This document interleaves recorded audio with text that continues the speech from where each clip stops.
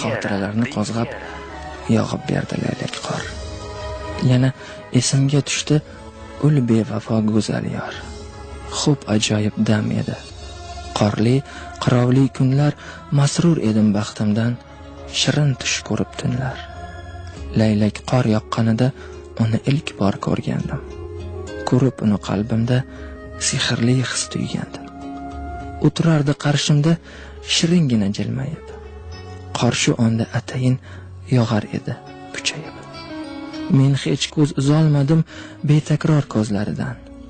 Maftun bo'lib qolgandim samimiy so'zlaridan. U juda dilbar edi, kulib turardi yuzi. Kulgichlarda yashirin bor edi shirin nozi. Ilk muhabbatim edi ul bevafo go'zal yor, uchratgandim men uni yoqqanida laylak qor. Samimiy